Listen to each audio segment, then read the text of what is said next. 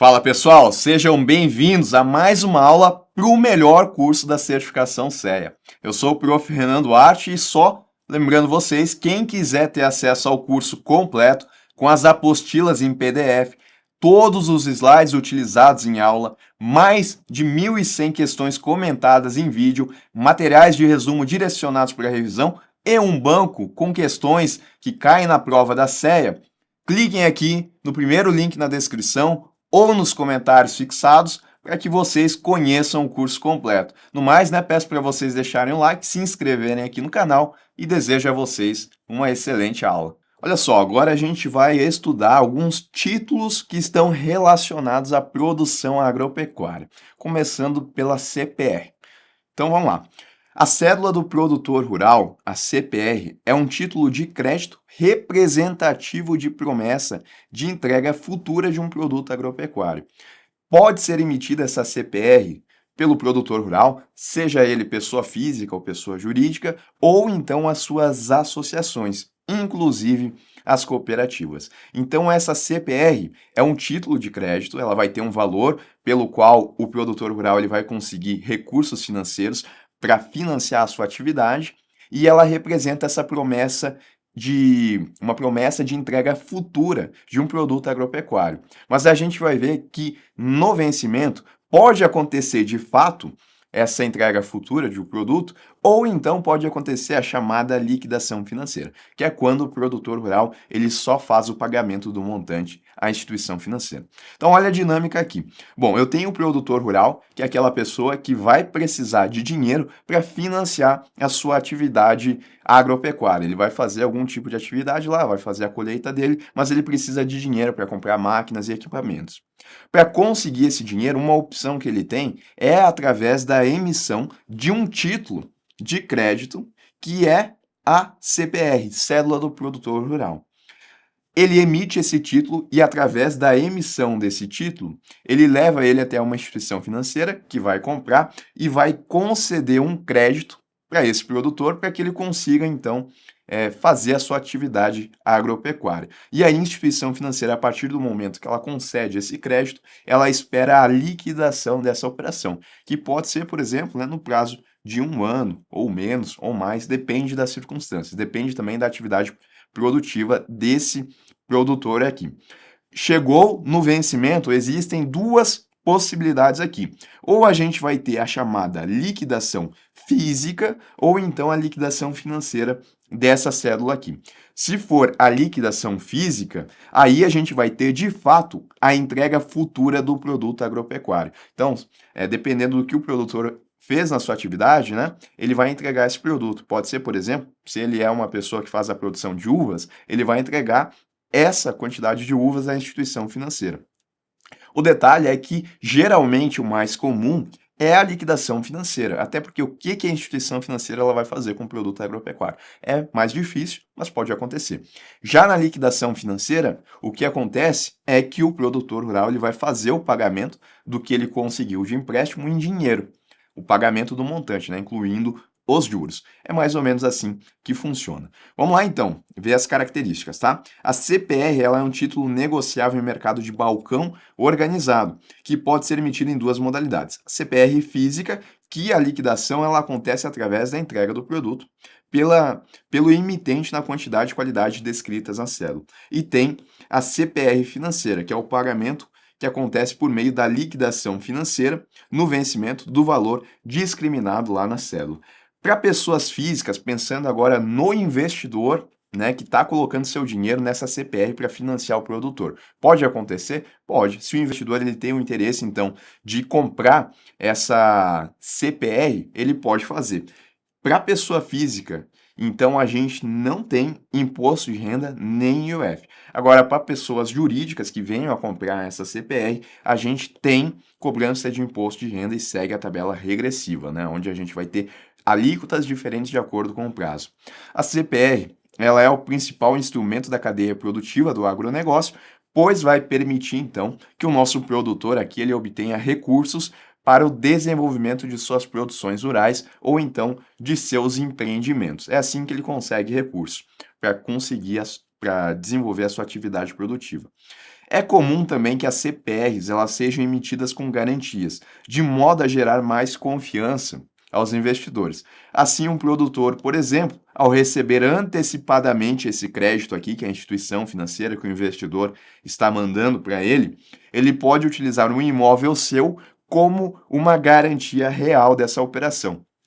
Aí, eventualmente, se chegar no vencimento da CPR e acontecer algum imprevisto que ele não tenha dinheiro para fazer o pagamento aqui, essa operação ela vai ter uma garantia real que vai poder ser executada. Quais são as possibilidades, então, de garantias que a gente tem? A gente tem o penhor e a hipoteca, que são garantias reais, né, onde a gente tem um bem que está garantindo ali essa operação, como um imóvel, né, se a gente estiver falando de hipoteca, ou um bem móvel, se a gente estiver falando de penhor, e ainda a fiança. A fiança é quando eu tenho uma pessoa que vai garantir essa operação, um fiador. Então também é possível garantia pessoal, chamada também de garantia fidejussória.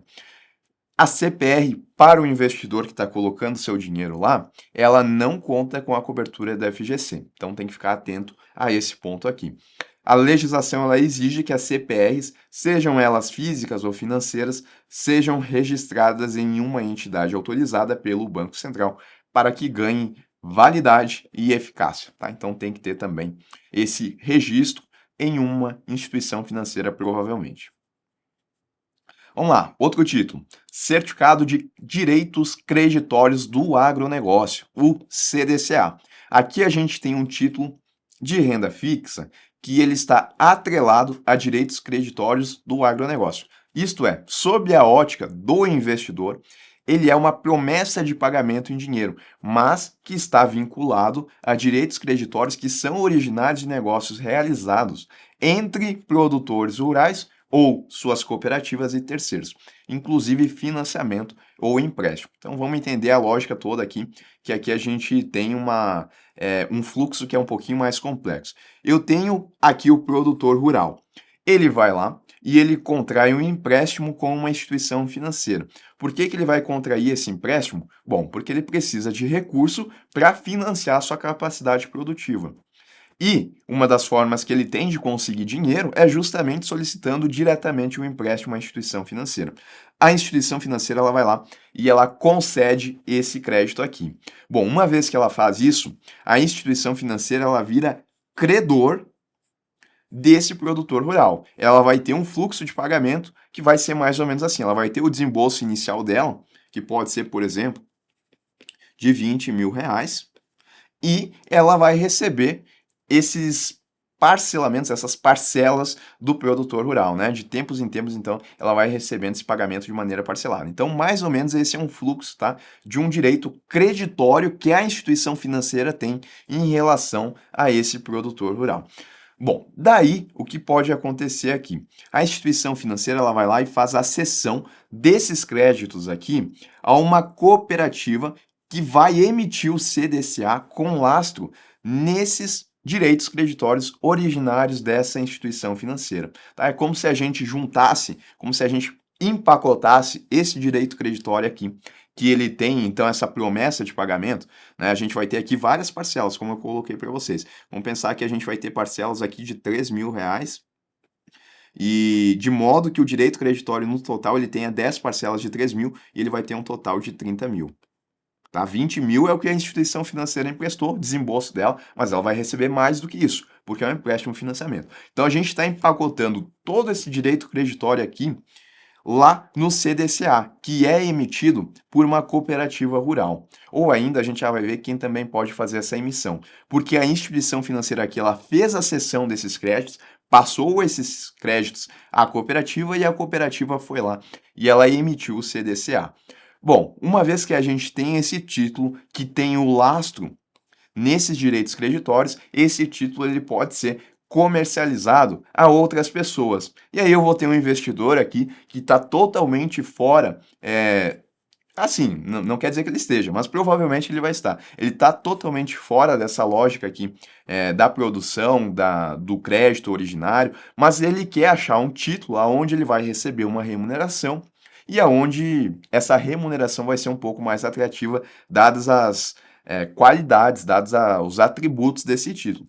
E aí o investidor ele pode então comprar esse título CDCA que tem o lastro originado no direito creditório. Ele vai lá, coloca o dinheiro dele, por fato de ter o lastro no direito creditório, passa um pouquinho mais de confiança, né? Porque caso eventualmente a emissão que aconteceu aqui não tenha dinheiro suficiente, a emissora que emitiu não tenha dinheiro suficiente para fazer o pagamento, ainda existe o lastro aqui do outro lado. Ele manda o dinheiro, esse dinheiro então vai para a cooperativa rural que repassa para a instituição financeira que tem esse adiantamento aqui dos valores. Antes ela teria que esperar o prazo aqui de 10 meses para receber todo o valor. Como agora está sendo comercializado esse CDCA, ela vai receber esses recursos antes do prazo aqui. É como se fosse uma antecipação para a instituição financeira. E o investidor, ele fica então com esse direito creditório, ele fica na espera de receber esses valores. Então, o ponto aqui, o que é importante da gente entender? O CDCA é um título de renda fixa e ele é atrelado a direitos creditórios do agronegócio. Quando eu falo de um direito creditório do agronegócio, é esse fluxo aqui que a gente tem, onde uma instituição financeira foi lá e fez um empréstimo, um financiamento ao produtor rural. E aí o CDCA, então, ele vai empacotar esse direito de crédito que a instituição financeira tem ao produtor rural. Quem é que pode emitir um CDCA? Isso é importante também. Cooperativas de produtores rurais, a exemplo do que eu coloquei aqui. Ou ainda, pessoas jurídicas que exerçam atividade de comercialização, beneficiamento ou industrialização de produtos e insumos agropecuários ou de máquinas e implementos utilizados na produção agropecuária. Então, aqui na figura da cooperativa rural, eu também poderia ter uma pessoa jurídica que não é uma cooperativa rural, mas que exerça essa atividade de comercialização, beneficiamento ou industrialização dos produtos. Vamos entender algumas características adicionais aqui, tá?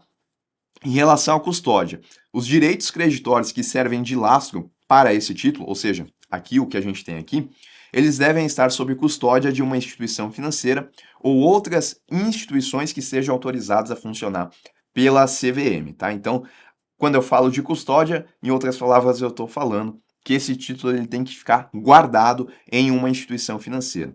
Também devem ser registrados em um sistema de registro e de liquidação financeira de ativos que seja autorizado pelo Banco Central. Bom, para o investidor que está aqui de fora, provavelmente, de tudo que está acontecendo e só está interessado em colocar o dinheiro dele em um título diferencial, o diferencial que ele tem nesse título aqui, primeiro, é que a gente não tem a cobrança de imposto de renda ou de IOF para o investidor que seja pessoa física. Já para o investidor pessoa jurídica, a gente tem a cobrança de imposto de renda e segue a tabela regressiva de imposto de renda. Em relação às garantias são, como eu coloquei para vocês, os próprios direitos creditórios originários do título. A gente não tem garantia do FGC no CDCA, então também tem que ser levado em consideração. Mas pelo fato de não ter essa garantia do FGC, geralmente as remunerações elas são mais atrativas. Bom, eu tenho um outro título aqui, que é o Certificado de Recebíveis do Agronegócio, o CRA. Aqui eu tenho um título de renda fixa, lastreado em recebíveis originados de negócios entre produtores rurais ou suas cooperativas e terceiros, abrangendo financiamento ou empréstimos relacionados à produção, comercialização, ao beneficiamento ou industrialização dos produtos, insumos agropecuários e implementos utilizados na produção agropecuária. Então, como é que funciona aqui em relação ao CRA? Eu vou ter um produtor rural, ele vai contrair um empréstimo com a instituição financeira vai mandar o dinheiro para ele e ela vai ter o fluxo de pagamento aqui, o direito creditório, né? Ela vai ter, então, um desembolso inicial e, ao longo aqui, ela também vai ter parcelas. Então, parcelas aí de R$ 3.000, por exemplo. Esse daqui é o fluxo que representa o direito creditório que a instituição financeira tem com esse produtor rural aqui. A instituição financeira ela vai fazer a cessão desses créditos. A diferença que aqui no CRA, essa cessão dos créditos acontece com uma companhia securitizadora. Aqui, por exemplo, no CDCA, é onde a gente tem uma lógica muito parecida com a do CRA, eu vou ter que a cessão dos créditos acontece através de uma cooperativa rural. E aí vai ser a cooperativa rural ou uma pessoa jurídica que exerce essas atividades que vai emitir o CDCA. Aqui não, né? Quem vai emitir o CRA vai ser uma securitizadora, com lastro nesses direitos creditórios originários daquela operação que a instituição financeira fez com o produtor rural. Daí segue mais ou menos a mesma lógica que a gente tem no CDCA. O investidor que está por fora aqui, ele vai colocar o dinheiro dele no CRA, esse dinheiro vai lá para a companhia securitizadora. Qual que é a diferença que a gente tem, então? Bom, o CRA ele é emitido de forma exclusiva por companhias securitizadoras. A diferença é que no CDCA a gente tem a emissão do CDCA por cooperativas de produtores rurais ou então das pessoas jurídicas que exercem essas atividades relacionadas à produção agropecuária. No mais, a lógica é a mesma, tá? Bom, um ponto importante aqui em relação à companhia securitizadora é que o regime fiduciário ele garante a segregação do risco da emissora. Quem é que é a emissora do CRA? É a companhia securitizadora. Foi ela que emitiu esse CRA e tem empacotado aqui esse direito creditório. Bom, caso a securitizadora ela tenha dificuldades financeiras, o fluxo de pagamento para os investidores não será afetado, uma vez que os recebíveis eles estão segregados do patrimônio da emissora. Então, aqui, lá na companhia securitizadora, quando ela for fazer uma emissão de um CRA, ela vai ter que segregar o patrimônio dela para deixar claro o que é relativo ao CRA, o que é de crédito relativo ao CRA e o que é patrimônio dela mesmo, tá? Para eventualmente, se ela ter dificuldades financeiras, ainda assim o investidor ele vai conseguir receber o dinheiro dele, porque o lastro está aqui no direito creditório que foi originado dessa operação de financiamento. Bom, para o investidor, a gente também não tem imposto de renda, ou IOF, se ele for uma pessoa física. Se ele for uma pessoa jurídica, a gente tem a cobrança de imposto de renda que segue a tabela regressiva de IR. Em relação às garantias, de novo, né, a gente tem aqui como garantias os próprios recebíveis originários do título, aquele direito creditório lá que começou a operação. Além disso, também é possível que a gente tenha estabelecido garantias reais ou pessoais. Quando eu falo de garantias reais, eu posso ter o penhor. Quando eu falo de bens móveis ou ainda a hipoteca, se eu estou falando de bens imóveis ou pessoais, né? Posso ter aí a fiança. Por outro lado, a gente não tem a garantia do FGC no CRA também, tá? Então, principal ponto que a gente tem que levar aqui em relação a esses títulos que são emitidos e eles têm relação com a produção agropecuária. Eu tenho aqui a CPR, que ela é emitida diretamente pelo produtor rural. E aí ela representa essa entrega futura de um determinado produto agropecuário, que pode acontecer através da liquidação física ou então financeira. Para o investidor pessoa física, não tem imposto de renda nem IOF, também não tem a cobertura do FGC. O CDCA, eu tenho a emissão através de uma cooperativa rural ou de pessoas jurídicas que estão envolvidas na atividade agropecuária. Ele é originado de um direito creditório que a instituição financeira tem ao conceder um empréstimo ao produtor rural. Também não tem o imposto de renda ou IOF para a pessoa física e também não tem cobertura do FGC. Tem o CRA, que é muito parecido com o CDCA, a diferença é que essa cessão dos créditos acontece para uma securitizadora. Aí a securitizadora ela vai lá, emite o CRA e ele, portanto, também, sob a ótica do investidor, não tem imposto de renda ou IOF para a pessoa física e também não conta com a cobertura do FGC. Mas aqui a gente tem aquela segregação aonde o patrimônio da companhia securitizadora, que é a emissora do CRA, não vai se confundir com o direito originário aqui do CRA, que vem lá, né, desse fluxo onde a instituição financeira emprestou dinheiro ao produtor rural.